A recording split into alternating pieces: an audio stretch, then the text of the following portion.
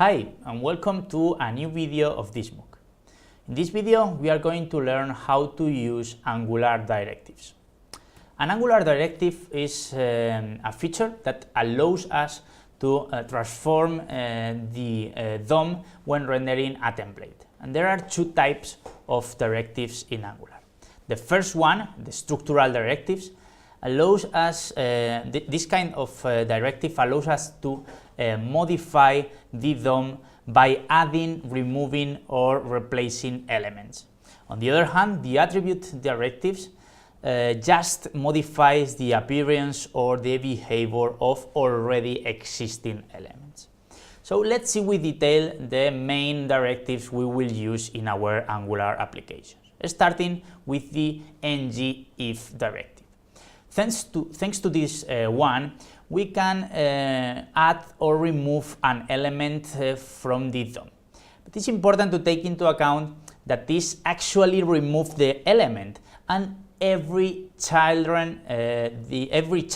the element has in the DOM. Okay, so this is not the same behavior than when we use CSS for removing an element.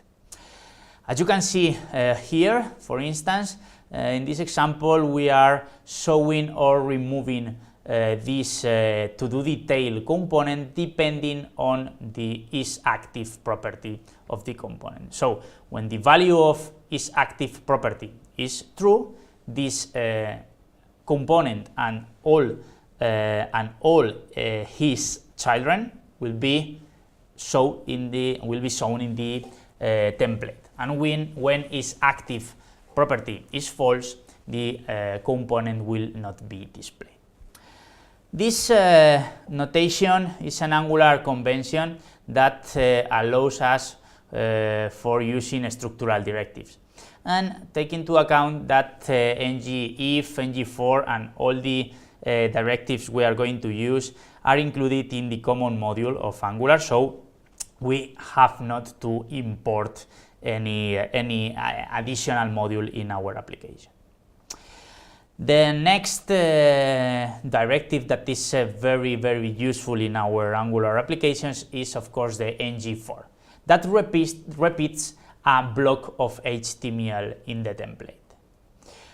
This can be applied to an HTML element or directly to a component element.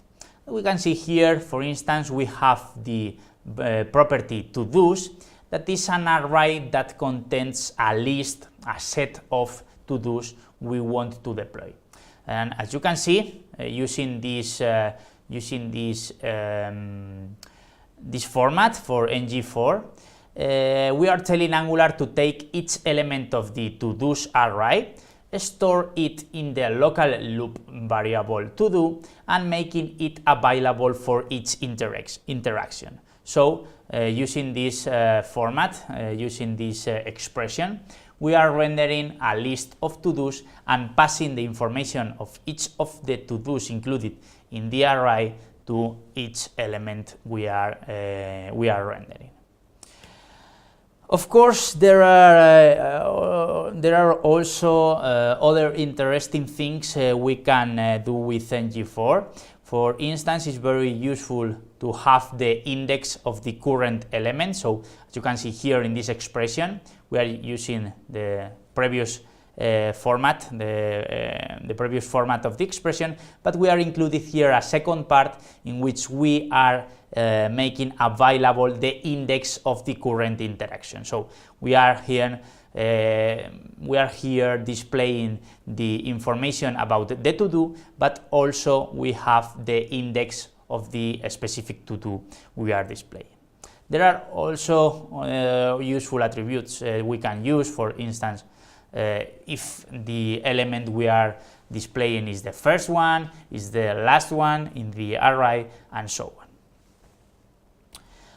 The next structural directive we are going to see is the ng-switch, that, as you probably know, is used for displaying one element among several possible elements, based on a condition that we can include in the first part of the expression. So As you can see here, depending on the emotion of the hero we are displaying, we will show one of these components, okay? So we say, okay, what is the emotion of this hero? Happy, sad, confused, or we can of course include default value for this expression.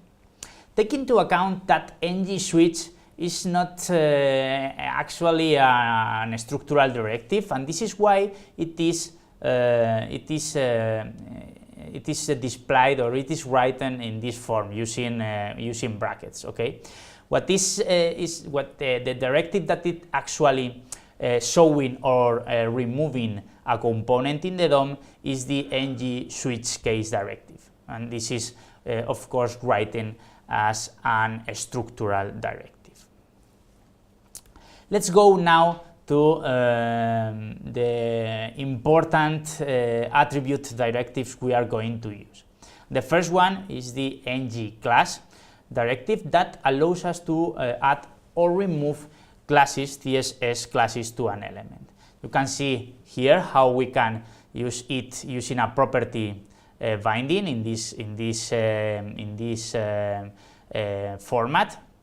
For instance, we are setting here the active property of this element depending on the condition that is evaluated here. We can also use the directive directly, ng class, that also allows us to set here several classes management. Okay, so we can here add and remove several classes using the ng class directive in this element. Okay, the same occurs for the ng style, that in this case allows us to add and remove inline styles in the element. In the same way we did with the ng class, we can directly apply with an style binding the property, or we can use the ng style directive for assigning one, as in this case, or more properties, style properties, to a specific element. Okay, so these are the main directives that Angular offers to us, but of course there are more directives that you can explore accessing the Angular documentation. And another important thing is that you can create your own directives. Okay, this is just an introduction video in which we have seen the main directives, but here I pass you the links to the Angular documentation where you will find how to develop your own Angular directives. Okay, so that's all for this video, and see you in the next one. Bye.